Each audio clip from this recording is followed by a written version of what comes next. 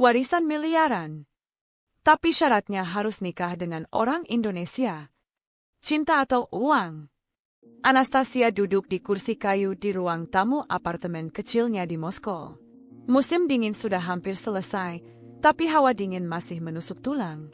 Di tangannya, ia menggenggam amplop coklat tebal dengan stempel resmi dari Indonesia. Tangannya sedikit gemetar, bukan karena suhu udara, melainkan karena isi surat itu. Ia membacanya berkali-kali, seolah takut salah mengartikan kalimat yang tertera di dalamnya. Surat itu berisi pemberitahuan dari seorang pengacara di Jakarta. Tertulis bahwa ia, Anastasia, berhak atas warisan miliaran rupiah yang ditinggalkan oleh keluarga ibunya yang sudah meninggal bertahun-tahun lalu. Ibunya, seorang wanita Jawa, meninggal ketika ia masih kecil, sehingga hampir semua cerita tentang Indonesia lenyap bersama waktu. Ayahnya orang Rusia asli, yang membesarkannya seorang diri setelah ibunya pergi. Sejak saat itu, Anastasia hanya mengenal Indonesia dari foto-foto lama dan cerita singkat yang samar.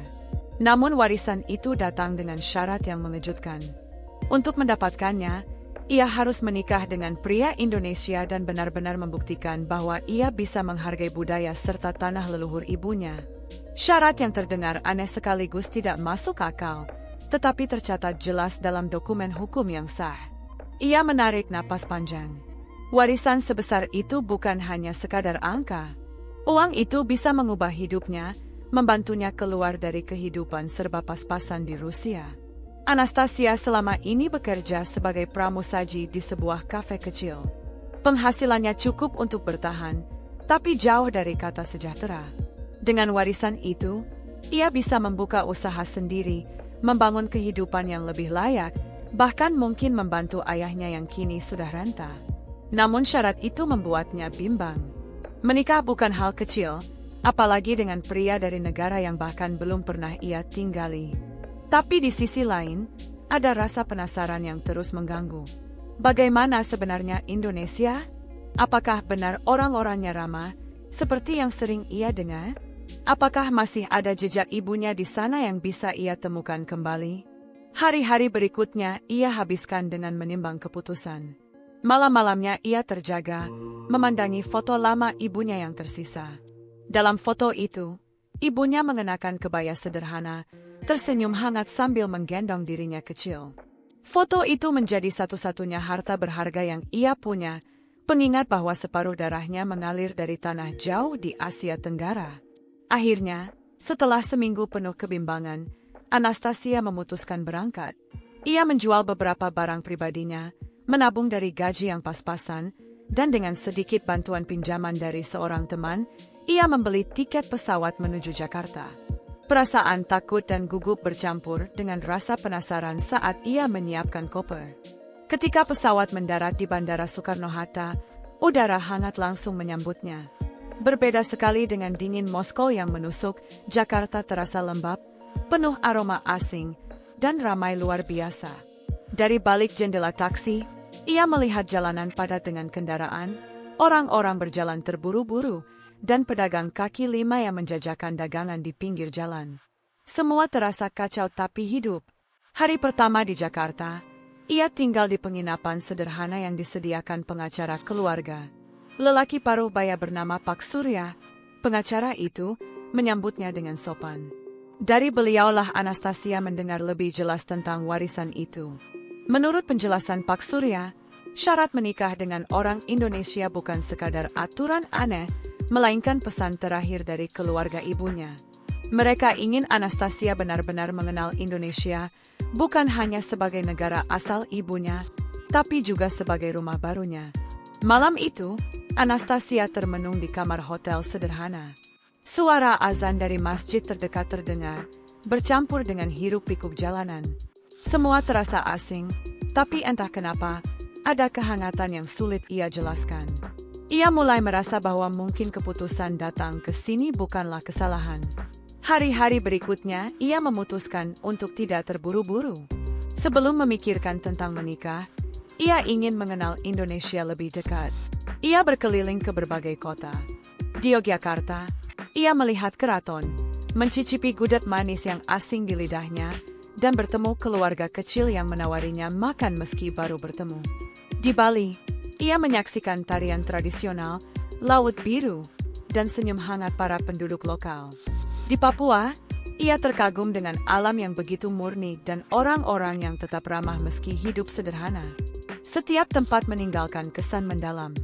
Indonesia ternyata jauh lebih indah daripada yang ia bayangkan. Orang-orangnya memang benar ramah, seperti cerita yang pernah ia dengar. Mereka mudah tersenyum, mudah membantu, dan menerima dirinya meski berbeda. Namun perjalanan itu juga penuh tantangan. Tidak semua orang yang ia temui tulus. Ada beberapa pria yang mencoba mendekatinya begitu tahu ia calon pewaris kaya.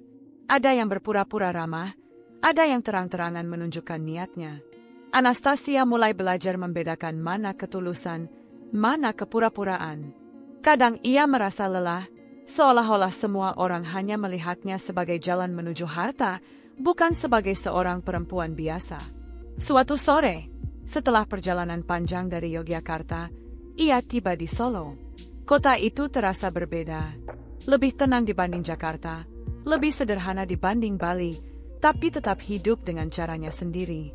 Jalanan penuh becak, orang-orang menyalami satu sama lain dengan sopan, dan udara sore dipenuhi aroma sate yang dibakar di pinggir jalan. Di kota itulah, tanpa diduga, Anastasia bertemu Raka. Pertemuan itu terjadi di pasar tradisional. Anastasia sedang berusaha menawar kain batik, meski bahasa Indonesianya masih terbata-bata. Penjual tampak bingung dengan logat asingnya. Tiba-tiba, seorang pemuda datang membantu menerjemahkan. Wajahnya tampan, kulit sawo matang, dan senyumnya tulus. Ia berbicara dengan penjual menggunakan bahasa Jawa, lalu menjelaskan kepada Anastasia dengan sabar. "Kalau kamu beli 2, harganya bisa lebih murah," katanya dengan bahasa Inggris sederhana, tapi jelas. Anastasia tersenyum lega. "Terima kasih, saya masih belajar bahasa," jawabnya. Sejak saat itu, mereka mulai berbicara. Raka memperkenalkan dirinya sebagai pemuda asli Solo yang bekerja sebagai guru seni di sebuah sekolah. Ia tidak tahu siapa Anastasia sebenarnya, hanya menganggapnya turis biasa yang sedang belajar tentang Indonesia. Hari itu berakhir dengan mereka berjalan-jalan sebentar di sekitar pasar. Raka menceritakan tentang budaya Solo, tentang keraton, tentang wayang, tentang filosofi hidup orang Jawa yang sederhana. Anastasia mendengarkan dengan penuh perhatian. Ada sesuatu pada Raka yang berbeda dari pria-pria lain yang ia temui. Ia tidak menatapnya dengan mata penuh harapan uang, melainkan dengan tatapan tulus seorang teman baru. Malam itu, di penginapannya, Anastasia kembali memandangi surat warisan yang ia bawa sejak dari Rusia. Untuk pertama kalinya, ia bertanya pada dirinya sendiri, apakah mungkin warisan itu bukanlah inti dari perjalanan ini? Apakah mungkin justru takdir sedang menuntunnya menemukan sesuatu yang lebih berharga daripada uang? Di luar jendela, kota Solo yang tenang menyimpan jawaban yang belum ia ketahui. Tapi satu hal sudah pasti, pertemuannya dengan Raka hari itu akan menjadi awal dari perjalanan baru, perjalanan yang jauh lebih rumit daripada sekadar syarat warisan. Pagi itu matahari Solo sudah meninggi ketika Anastasia keluar dari penginapannya. Suasana kota terasa hangat. Jalanan tidak seramai Jakarta, tapi tetap sibuk dengan pedagang yang membuka lapak, anak-anak sekolah berlarian, dan becak yang berseliweran. Udara bercampur bau sate ayam yang dibakar di pinggir jalan. Anastasia berjalan perlahan sambil menenteng kamera kecil. Ia ingin mengabadikan momen, tapi lebih dari itu, ia ingin mengenal lebih dekat kota yang katanya memiliki jiwa tenang dan penuh budaya. Masalahnya, ia masih sering kesulitan dengan bahasa. Kata-kata sederhana seperti, "Berapa harga?" atau "Saya mau beli," sudah ia pelajari, tapi sisanya masih campur aduk. Siang itu ia kembali bertemu Raka di pasar tradisional. Lelaki itu mengenakan kemeja batik sederhana, celananya rapi, dan rambutnya sedikit berantakan, seolah-olah terburu-buru keluar rumah. Anastasia senang melihat wajah yang dikenalnya. Raka menyapa dengan senyum ramah. "Kamu masih di Solo?" tanyanya dalam bahasa Inggris. "Ya, saya suka kota ini, Jawab Anastasia dengan logat Rusia yang kental. Sejak itu, mereka berjalan bersama. Raka dengan sabar menjelaskan setiap sudut pasar. Ia menunjukkan kain batik, makanan tradisional, sampai permainan anak-anak yang jarang dilihat turis. Anastasia mendengarkan dengan antusias. Sesekali ia mencoba mengucapkan kata dalam bahasa Indonesia, meski sering salah ucap. Raka menahan tawa dan memperbaiki dengan sabar. Saat berhenti di warung kecil, Anastasia mencoba makanan bernama nasi liwet. Ia tampak ragu karena porsinya berbeda dari makanan Eropa yang biasa ia makan. Tapi setelah mencicipi, matanya langsung berbinar. "Enak sekali," katanya terbata. Raka tertawa, senang melihat ekspresi jujur itu. Di tengah obrolan santai, Raka bercerita sedikit tentang keluarganya. Ia tinggal bersama ibunya yang sudah tua di rumah sederhana tidak jauh dari pasar. Ayahnya sudah lama meninggal. Raka bekerja sebagai guru seni di sebuah sekolah menengah, gajinya tidak besar, tapi cukup untuk hidup. Ia juga membantu ibunya berjualan makanan ringan di depan rumah. Anastasia mendengarkan dengan serius. Kehidupan Raka jauh berbeda dengan hidupnya di Moskow, tapi ia merasakan ketulusan yang jarang ia temukan di kota besar. Hari-hari berikutnya, pertemuan mereka semakin sering. Raka mengajaknya berkeliling Solo. Mereka mengunjungi keraton, melihat pertunjukan wayang kulit, dan menikmati suasana malam di alun-alun dengan lampu warna-warni. Anastasia sering duduk di bangku, memperhatikan anak-anak yang berlarian dengan mainan sederhana, sementara Raka duduk di sampingnya, menjelaskan arti tradisi-tradisi yang ada. "Di sini, orang lebih suka hidup sederhana," kata Raka suatu malam. "Tidak semua orang punya banyak uang, tapi kami punya kebersamaan. Itu yang membuat kami kuat." Kalimat itu terngiang-ngiang di kepala Anastasia. Ia mulai membandingkan kehidupannya sendiri. Di Moskow, ia terbiasa hidup cepat, bekerja keras, dan jarang saling menyapa dengan tetangga. Di Solo, ia menemukan suasana berbeda. Orang-orang menyapa meski tidak kenal, berbagi makanan meski sederhana, dan tersenyum tanpa alasan. Perasaan hangat itu pelan-pelan tumbuh menjadi sesuatu yang lebih dalam. Anastasia menyadari dirinya semakin nyaman dengan kehadiran Raka. Ada ketulusan dalam tatapannya, ada rasa aman dalam sikapnya. Namun kebahagiaan itu tidak sepenuhnya mulus. Suatu sore, ketika mereka berjalan di pasar, seorang pria bernama Dimas mendekati Anastasia. Dimas adalah pedagang batik yang cukup terkenal di pasar itu. Ia berpakaian rapi, rambutnya klimis, dan cara bicaranya lancar. "Halo, kamu bule cantik ya?" sapa Dimas dengan bahasa Inggris yang cukup fasih. "Kamu suka batik? Saya bisa kasih harga murah, spesial untukmu." Anastasia tersenyum sopan, tapi merasa sedikit canggung.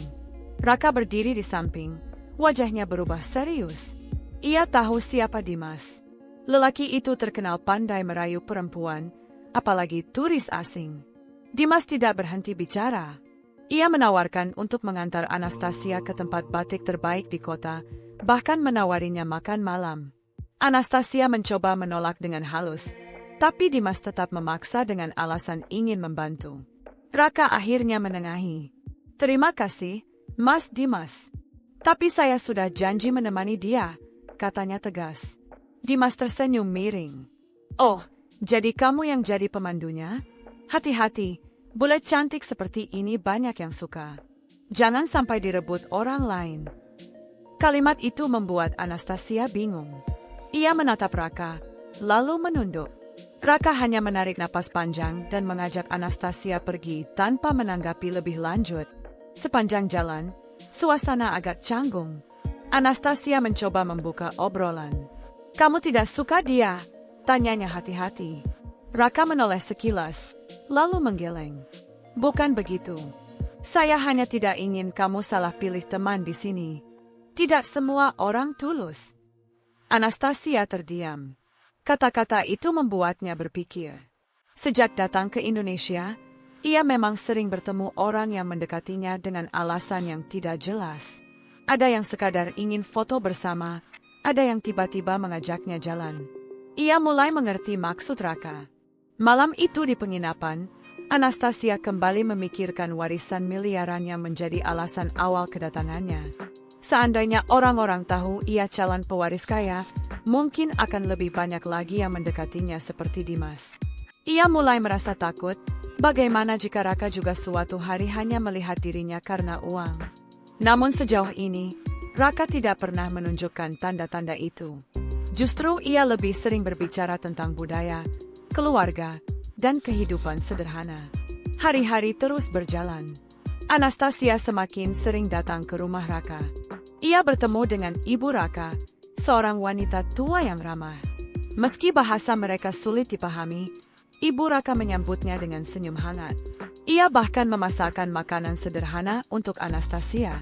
Ada satu momen yang membuat hati Anastasia benar-benar tersentuh.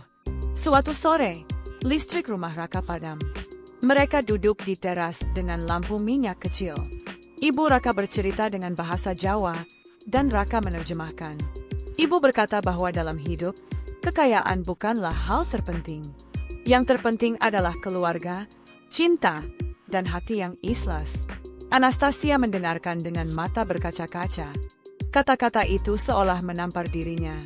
Selama ini ia datang ke Indonesia demi uang. Tapi sekarang, ia mulai merasa ada sesuatu yang lebih penting daripada warisan itu. Di sisi lain, Dimas tidak berhenti mendekati Anastasia. Ia sering muncul di pasar, pura-pura kebetulan bertemu, lalu menawarkan bantuan.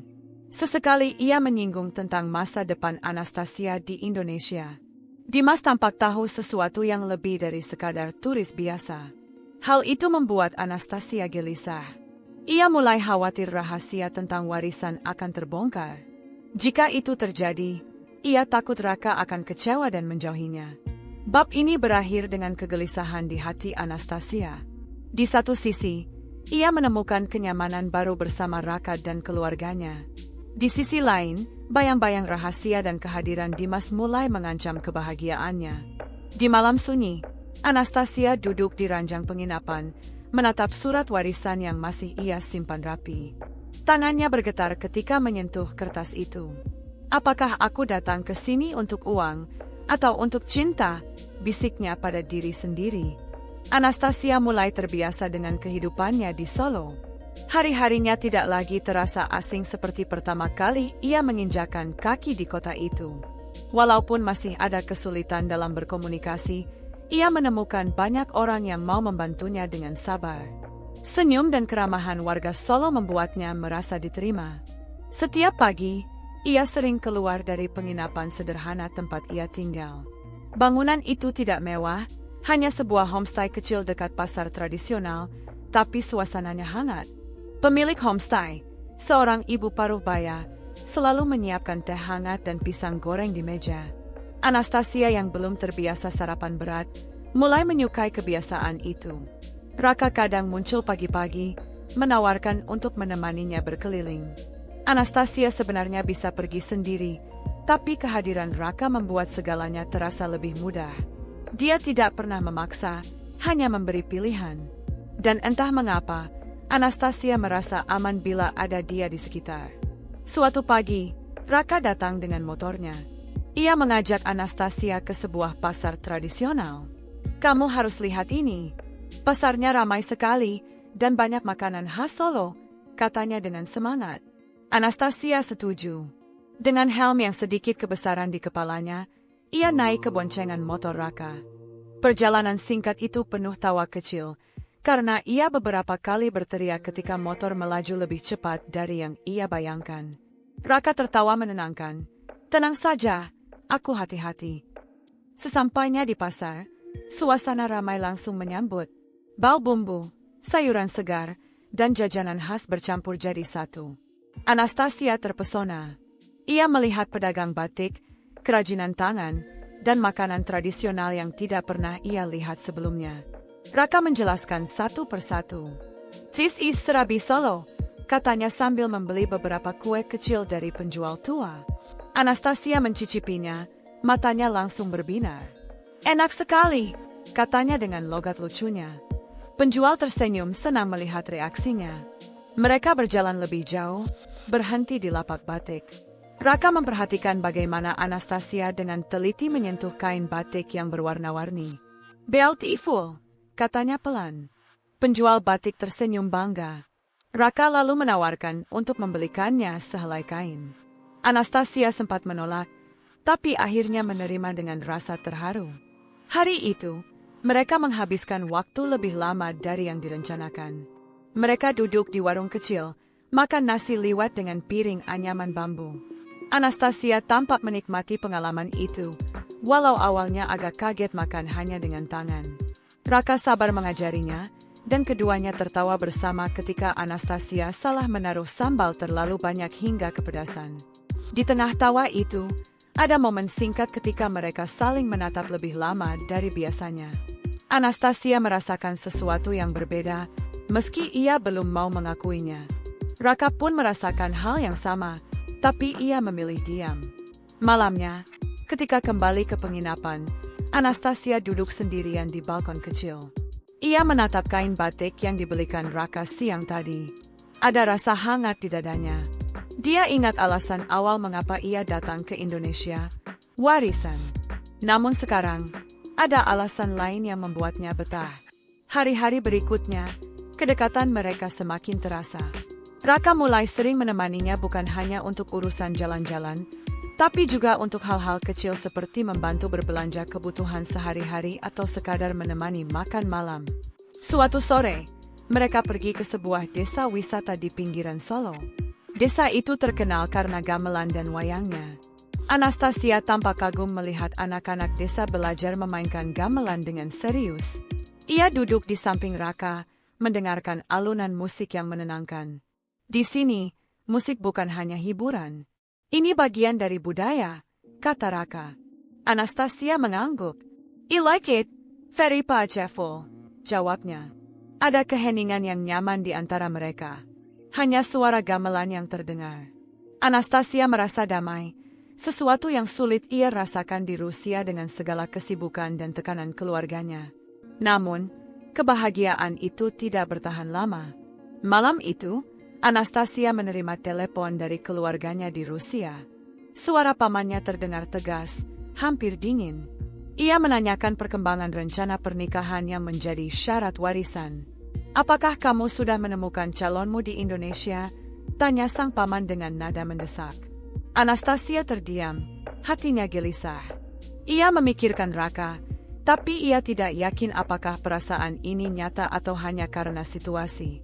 Pamannya melanjutkan, "Ingat, tanpa pernikahan dengan orang Indonesia, kamu tidak akan mendapatkan hak warisan. Waktu kita terbatas."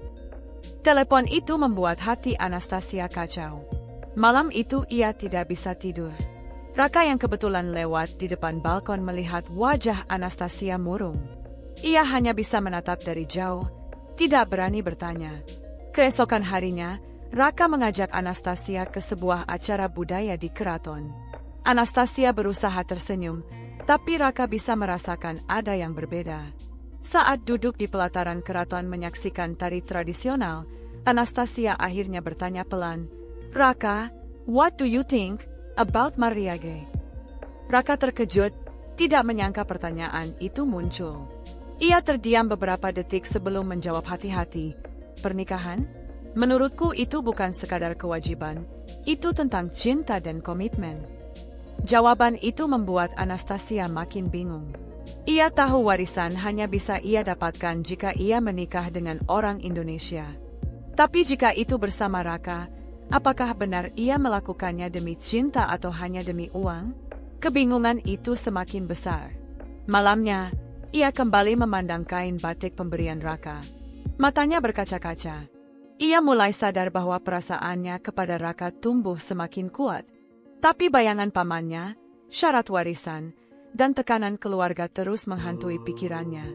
Anastasia sadar, ia berada di persimpangan jalan. Hari-hari Anastasia di Solo mulai terasa berat. Semakin ia dekat dengan Raka, semakin besar pula beban di hatinya. Ia tidak bisa jujur sepenuhnya. Raka hanya tahu bahwa ia seorang turis yang ingin mengenal budaya Indonesia. Ia belum pernah menceritakan tentang warisan, syarat pernikahan, atau tekanan keluarganya di Rusia. Setiap kali Raka memperlakukan dirinya dengan tulus, Anastasia merasa bersalah. Apakah aku hanya memanfaatkan dia? Pikirnya berulang kali. Suatu sore, Raka mengajak Anastasia ke rumahnya. Rumah itu sederhana, terletak di sebuah gang kecil tidak jauh dari pusat kota. Ibunya, seorang janda yang sudah lama berjualan makanan untuk menghidupi keluarga, menyambut Anastasia dengan ramah. "Silakan masuk, Nak.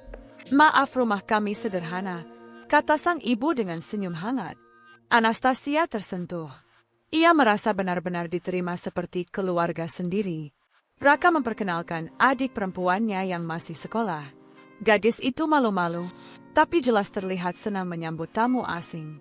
Anastasia ikut duduk bersama mereka, makan malam dengan menu sederhana, sayur bayam, tempe goreng, dan sambal. Bagi Anastasia, itu adalah pengalaman baru. Ia merasa hangat, bukan karena makanan mewah, tetapi karena suasana kekeluargaan. Ia melihat bagaimana Raka menghormati ibunya, bagaimana keluarga itu saling mendukung meski hidup pas-pasan. Malam itu, saat ia pulang ke penginapan, Anastasia menangis sendirian. Ia mulai sadar bahwa Raka bukan hanya pria baik, tapi juga bagian dari keluarga yang penuh kasih. "Bagaimana jika mereka tahu aku punya niat menikah hanya karena warisan?" pikirnya. Beberapa hari kemudian, konflik mulai muncul. Anastasia menerima email dari pamannya di Rusia. Email itu berisi peringatan keras. "Ingat, kamu tidak boleh terlalu larut. Fokusmu hanya satu, menikah dengan orang Indonesia agar warisan jatuh ke tanganmu. Jangan buang waktu dengan hal-hal yang tidak penting." Email itu membuat Anastasia gelisah. Ia ingin membalas, ingin berkata bahwa ia sudah menemukan seseorang yang spesial. Tapi ia takut. Ia bahkan belum tahu bagaimana perasaan Raka yang sebenarnya. Sementara itu, Raka juga mulai bingung. Teman-temannya bertanya-tanya mengapa ia sering terlihat bersama seorang bule. Beberapa menggoda, ada juga yang sinis. "Hati-hati, Rak! Jangan-jangan dia cuma main-main sama kamu." "Orang asing itu datang, lalu pergi begitu saja," kata salah satu temannya. Raka hanya tersenyum, tapi jauh di dalam hati, ia mulai khawatir. Ia takut perasaan yang ia simpan diam-diam akan berakhir sia-sia. Suatu malam, konflik semakin nyata. Anastasia tidak sengaja meninggalkan laptopnya terbuka di meja balkon penginapan. Raka yang datang membawakan oleh-oleh kecil sempat melihat sekilas layar laptop itu. Ia tidak berniat mengintip, tapi matanya menangkap beberapa baris email yang terbuka. Di sana tertulis jelas tentang warisan miliaran rupiah, syarat menikah dengan orang Indonesia, dan tekanan dari keluarga Anastasia. Raka terdiam. Jantungnya berdegup kencang. Ia tidak percaya dengan apa yang ia baca. Segala keramahan, kedekatan, dan kebersamaan yang ia rasakan selama ini mendadak terasa seperti permainan. Ketika Anastasia kembali ke balkon, ia terkejut melihat wajah Raka yang dingin. "Kamu baca emailku?" tanyanya panik. Raka menatapnya tajam. "Jadi, semua ini tentang uang?" Suaranya rendah, tapi jelas terdengar marah dan kecewa. Anastasia mencoba menjelaskan. "Tidak, Raka, aku tidak bermaksud begitu. Aku memang punya warisan, tapi..." Raka memotong, "Tapi kamu mendekatiku karena syarat itu, kan? Kamu butuh orang Indonesia untuk menikah, dan aku kebetulan ada di sini." Anastasia menangis. "Bukan begitu. Aku memang punya syarat itu, tapi perasaanku padamu nyata." Raka berdiri, menahan emosi. "Aku tidak tahu harus percaya apa. Kamu datang ke sini dengan niat yang salah. Semua yang kita lalui mungkin hanya sandiwara." Ia pergi meninggalkan Anastasia yang terisak sendirian di balkon. Malam itu adalah malam paling berat bagi keduanya. Keesokan harinya, Raka tidak datang menjemput. Ia sibuk bekerja di bengkel kecil tempatnya mencari nafkah. Namun pikirannya kacau. Ia ingin marah, tapi setiap kali mengingat senyum Anastasia, hatinya melembut. Di sisi lain, Anastasia hancur. Ia merasa kehilangan seseorang yang begitu berarti. Ia menulis email panjang untuk pamannya, kali ini dengan nada marah. Aku bukan boneka kalian. Aku memang punya warisan, tapi aku juga punya hati. Jangan paksa aku memilih hanya karena uang. Namun setelah menekan tombol kirim, ia tetap merasa kosong. Ia tahu masalahnya belum selesai. Ia harus menghadapi Raka dan menjelaskan semuanya. Beberapa hari kemudian, ia memberanikan diri mendatangi bengkel tempat Raka bekerja. Raka tampak lelah, dengan baju penuh noda oli. Ketika melihat Anastasia berdiri di depan pintu, wajahnya berubah dingin. "Apalagi yang kamu mau?" tanyanya. Anastasia menunduk. "Aku ingin bicara. Tolong beri aku kesempatan." Raka menghela napas panjang, lalu mengangguk pelan. Mereka duduk di bangku kayu di depan bengkel. Anastasia bercerita dari awal, tentang ibunya yang orang Indonesia, tentang warisan yang ditinggalkan keluarganya, dan syarat yang harus dipenuhi. Ia tidak menutupi apapun lagi. "Aku memang datang dengan tujuan itu," katanya jujur, "tapi aku tidak pernah menyangka akan bertemu seseorang sepertimu. Aku jatuh cinta, Raka, dan itu bukan karena warisan." Raka mendengarkan dengan wajah tegang. Hatinya berperang. Ia ingin percaya, tapi rasa sakit karena merasa dimanfaatkan masih ada. "Aku butuh waktu," kata Raka akhirnya. Anastasia mengangguk. Air matanya jatuh, tapi ada sedikit kelegaan karena ia sudah berkata jujur. Malam itu, Raka pulang ke rumah dengan pikiran campur aduk. Ibunya memperhatikan perubahan sikap anaknya. "Raka, kalau kamu benar-benar sayang sama dia, jangan lepaskan hanya karena takut disakiti. Tapi kalau dia memang tidak jujur, kamu harus berani melindungi hatimu sendiri," kata sang ibu bijak. Kata-kata itu terus terngiang di kepala Raka. Sejak malam pengakuan itu, hubungan Anastasia dan Raka tidak lagi sama. Mereka masih saling menyapa ketika bertemu, tapi kehangatan yang dulu ada kini berubah menjadi jarak. Raka menjaga sikap, sementara Anastasia terus berusaha menunjukkan ketulusan. Hari-hari di Solo tetap berjalan. Anastasia masih berkeliling mengenal budaya, tapi kali ini ia lebih sering sendiri. Raka jarang menemaninya. Ia memilih fokus bekerja di bengkel, meski hatinya selalu gelisah setiap kali melihat Anastasia lewat. Suatu sore, Anastasia duduk di sebuah warung kecil dekat pasar. Ia mencoba menulis di buku catatannya, sesuatu yang sering ia lakukan untuk mengatur pikiran. Namun tiba-tiba ia mendengar suara asing menyapanya. "Anastasia!" Suara itu berat dan tegas. Ia menoleh, terkejut. Di hadapannya berdiri seorang pria Rusia berjas rapi, dengan wajah keras yang sangat ia kenal. Itu adalah Leonid, sepupunya yang ditugaskan keluarganya untuk mengawasi. "Apa yang kamu lakukan di sini?" Keluarga menunggu jawaban. "Sudahkah kamu menemukan pria Indonesia itu?" tanya Leonid dalam bahasa Rusia, nadanya dingin. Anastasia tercekat. Ia tahu keluarganya tidak akan tinggal diam. Aku sedang mencoba," jawabnya pelan. Leonid menatap tajam. "Kamu tahu waktu kita terbatas. Jika kamu gagal, seluruh warisan akan jatuh ke tangan orang lain. Jangan sampai perasaanmu mengacaukan semuanya." Ucapan itu menusuk hati Anastasia. Ia sadar keluarganya hanya peduli pada harta, bukan pada dirinya. Tanpa disadari, Raka yang kebetulan lewat melihat percakapan itu dari jauh. Ia tidak mendengar isi pembicaraan, tapi cukup melihat ekspresi Anastasia yang tegang dan wajah asing pria itu. Raka merasa hatinya panas. Malamnya, Anastasia mencoba mendekati Raka. Ia menjelaskan bahwa sepupunya datang untuk menekan dirinya agar segera menikah demi warisan. Raka mendengarkan, tapi wajahnya tetap datar. "Jadi benar, semua ini masih tentang warisan," katanya pelan. "Tidak, Raka. Aku tidak peduli lagi dengan uang itu. Aku hanya ingin bersamamu." Anastasia hampir menangis. Raka menunduk.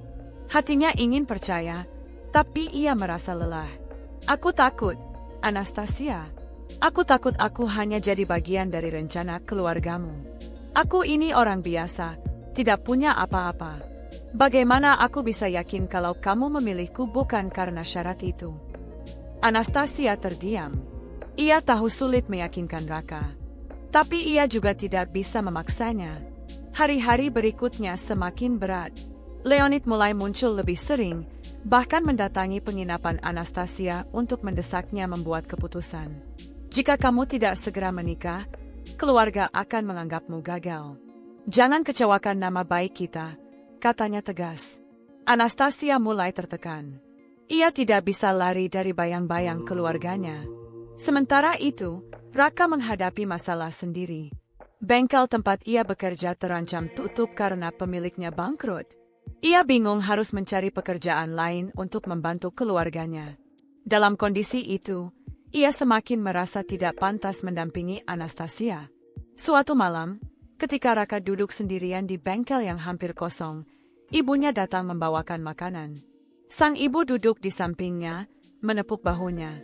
Raka, kamu terlihat semakin murung. Kalau ini tentang Anastasia, jangan biarkan hatimu kaku. Perempuan itu terlihat tulus. Jangan hanya melihat masalahnya, lihat juga hatinya, kata ibunya lembut. Raka menatap ibunya, bingung. Tapi Bu, dia punya urusan besar dengan keluarganya. Aku hanya orang kecil, bagaimana aku bisa percaya?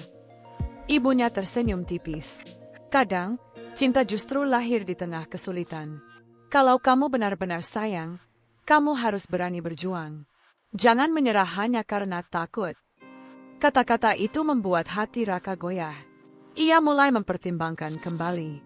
Beberapa hari kemudian, Anastasia memberanikan diri datang ke rumah Raka lagi. Ia membawa makanan kecil untuk ibunya, lalu duduk bersama mereka. Walau suasana agak canggung, ibunya Raka tetap menyambut dengan hangat. Setelah makan malam, Anastasia dan Raka berbicara di luar rumah. Anastasia menatap Raka dengan mata berkaca-kaca. Raka, aku tahu aku datang dengan tujuan yang salah. Tapi sekarang, warisan itu tidak penting bagiku. Aku hanya ingin bersamamu. Aku tidak peduli kalau keluargaku marah atau aku kehilangan semuanya. Yang penting aku tidak kehilangan kamu. Raka terdiam lama. Kata-kata itu menembus hatinya, tapi ia masih ragu. Sebelum ia sempat menjawab, Leonid tiba-tiba muncul. Anastasia, hentikan semua ini. Kamu mempermalukan keluarga. Orang ini bukan pilihan yang pantas. Keluarga tidak akan pernah menerima dia, kata Leonid dengan sinis sambil menatap Raka dari atas ke bawah. Raka mengepalkan tangan, menahan marah. Anastasia berdiri di hadapannya, mencoba melawan sepupunya. Tidak, Leonid. Aku yang memilih hidupku. Jika keluarga tidak bisa menerima, itu masalah mereka. Aku tidak peduli. Ketegangan itu membuat suasana semakin panas. Raka yang biasanya sabar akhirnya angkat bicara. Aku mungkin bukan siapa-siapa, tapi aku tidak akan biarkan kamu merendahkan aku atau keluargaku.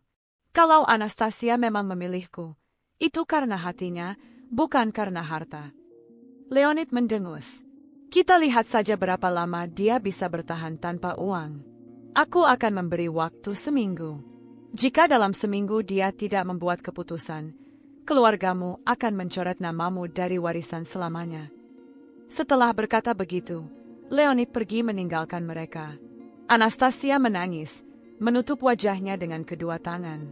Raka mendekat, mencoba menenangkannya. Jangan khawatir. Kalau kamu benar-benar memilihku, aku akan ada di sisimu. Tapi ini keputusanmu. Aku tidak bisa melawannya tanpa keberanianmu sendiri. Malam itu, untuk pertama kalinya, Raka memeluk Anastasia. Tidak ada kata cinta yang terucap, tapi pelukan itu cukup untuk membuat mereka tahu bahwa perasaan mereka nyata. Namun masalah belum selesai. Mereka hanya punya waktu seminggu untuk membuktikan pilihan mereka. Hari-hari setelah ancaman Leonid terasa seperti beban berat bagi Anastasia. Setiap pagi ia bangun dengan dada sesak, memikirkan batas waktu seminggu yang terus mendekat. Ia tahu, jika ia tidak mengambil keputusan, warisan miliaran itu akan lenyap begitu saja. Tapi jika ia memilih warisan, berarti ia harus tunduk pada keluarga dan menikah tanpa cinta. Anastasia tidak peduli lagi dengan uang, tapi ia takut kehilangan Raka. Masalahnya, Raka sendiri masih ragu. Ia memang menunjukkan rasa sayang, tapi trauma karena kebohongan awal Anastasia membuatnya sulit percaya sepenuhnya. Hari ketiga, Anastasia mencoba mengajak Raka berbicara di taman kota. Mereka duduk di bangku kayu di bawah pohon besar. Orang-orang lalu lalang, tapi suasana hati mereka terasa sepi. Raka, aku ingin kau percaya padaku, kata Anastasia dengan suara lirih. Raka menatapnya, lalu menghela napas. Aku ingin percaya, Anastasia. Tapi semuanya terlalu rumit. Keluargamu, warisan itu, dan aku hanya orang biasa. Aku takut aku tidak cukup untukmu. Anastasia menggeleng cepat. Kau salah. Kau lebih dari cukup. Kau memberiku sesuatu yang tidak pernah aku dapat di Rusia. Kehangatan, keluarga, dan rasa aman. Aku tidak peduli lagi dengan uang. Aku hanya ingin kau. Raka terdiam. Kata-kata itu mengguncang hatinya, tapi ia belum bisa memberikan jawaban pasti. Hari keempat, Leonid kembali datang. Kali ini dengan sikap lebih keras. Ia menemuinya di penginapan. Keluarga sudah memutuskan. Jika kamu tidak mengirim kabar dalam 3 hari, nama kamu akan dihapus dari daftar ahli waris. Tidak ada kesempatan kedua. Anastasia melawan dengan suara gemetar. Aku tidak peduli. Aku tidak akan menikah hanya demi uang. Leonid menatapnya tajam. Kamu pikir cinta bisa memberimu masa depan? Lihat orang yang kamu pilih. Dia bahkan kesulitan menjaga pekerjaannya. Apa kamu ingin hidup miskin bersamanya? Kalimat itu menusuk hati Anastasia. Ia tahu Raka sedang menghadapi masalah di bengkel. Tapi bukankah cinta justru diuji di masa sulit? Ia yakin pilihannya bukan kesalahan. Malam itu, Anastasia menulis surat panjang untuk keluarganya. Ia menulis dengan bahasa Rusia, tangannya bergetar tapi hatinya mantap. Aku memilih cintaku. Jika itu berarti kehilangan warisan, biarlah. Hidupku bukan untuk dikendalikan uang atau nama keluarga. Aku ingin menjalani hidupku sendiri, bersama orang yang benar-benar aku cintai. Air matanya jatuh ketika ia selesai menulis. Ia tahu keputusan ini akan memutus hubungannya dengan sebagian keluarganya, tapi hatinya terasa lebih ringan. Hari kelima, Anastasia memberanikan diri menemui Raka di bengkel. Ia membawa surat itu dan menunjukkannya. Aku sudah menulis ini untuk keluargaku. Aku memilihmu, Raka. Aku tidak peduli lagi dengan uang. Raka membaca surat itu, meski ia tidak paham bahasa Rusia. Tapi melihat kesungguhan Anastasia, ia merasakan sesuatu berubah dalam dirinya. Ia menatap wajahnya yang penuh air mata. Anastasia, apakah kau benar-benar yakin? Tanya Raka pelan. Anastasia mengangguk mantap. Ya, yang aku inginkan hanyalah bersamamu. Raka terdiam lama, lalu tersenyum tipis. Untuk pertama kalinya setelah semua kebohongan terbongkar, ia merasa percaya. Ia menggenggam tangan Anastasia. Kalau begitu, aku juga memilihmu. Hari ke-6, mereka mendatangi rumah ibunya Raka. Anastasia dengan gugup meminta restu. Ia berlutut di hadapan sang ibu, sesuatu yang tidak biasa bagi dirinya. Bu, aku tahu aku orang asing. Tapi aku sungguh mencintai Raka. Tolong izinkan aku menjadi bagian dari keluarga ini. Air mata ibunya Raka jatuh. Ia mengangkat Anastasia, memeluknya erat. Nak, kalau kau tulus mencintai anakku, kau sudah jadi keluarga sejak lama. Momen itu membuat Anastasia menangis lega. Raka yang melihatnya hanya bisa tersenyum bahagia. Hari ke-7, Leonid kembali datang. Kali ini dengan nada marah. Jadi itu keputusanmu? Kau memilih orang ini dan menolak keluargamu. Anastasia berdiri tegak. Ya, aku memilih Raka. Aku tidak menyesal. Leonid mendengus sinis. Baiklah, mulai sekarang, kau bukan lagi bagian dari keluarga kita. Jangan pernah berharap mendapat warisan sepeser pun. Anastasia terdiam, tapi wajahnya tegas. Raka berdiri di sampingnya, menggenggam tangannya erat-erat. Aku tidak butuh uang kalian. Aku punya yang lebih berharga, Cinta dan keluarga baru, katanya lantang. Leonid pergi dengan wajah marah, meninggalkan mereka tanpa menoleh lagi. Setelah itu, kehidupan Anastasia berubah total. Ia memang kehilangan warisan, tapi ia menemukan sesuatu yang jauh lebih berharga. Ia mulai menetap di Solo, membantu ibunya Raka berjualan makanan. Ia belajar bahasa Jawa sedikit demi sedikit, berbaur dengan warga sekitar. Awalnya tidak mudah. Dari hidup dengan fasilitas mewah di Rusia, ia harus beradaptasi dengan kesederhanaan di Indonesia. Tapi setiap kali ia merasa lelah, Raka ada di sisinya. Mereka tertawa bersama, melewati kesulitan bersama, dan perlahan-lahan membangun kebahagiaan mereka. Beberapa bulan kemudian, mereka menikah sederhana di kampung Raka. Tidak ada pesta mewah, hanya keluarga, tetangga, dan doa yang tulus. Anastasia mengenakan kebaya sederhana, sementara Raka memakai beskap Jawa. Saat duduk bersanding, Anastasia menatap Raka dengan mata berkaca-kaca. "Aku tidak butuh miliaran, karena bersamamu aku sudah merasa kaya." Raka tersenyum. "Dan aku tidak butuh apapun lagi, karena aku sudah punya kamu." Tepuk tangan dan doa dari para tamu mengiringi momen itu. Kehidupan mereka tidak selalu mudah. Mereka harus bekerja keras, menabung sedikit demi sedikit untuk masa depan. Tapi mereka bahagia, karena semua yang mereka jalani lahir dari cinta yang tulus. Bagi Anastasia, Indonesia bukan hanya tanah leluhurnya. Indonesia adalah tempat ia menemukan arti rumah, arti keluarga, dan arti cinta sejati. Dan meski ia kehilangan warisan, ia merasa justru mendapatkan sesuatu yang lebih besar, kebahagiaan yang tidak bisa dibeli dengan uang. Tamat.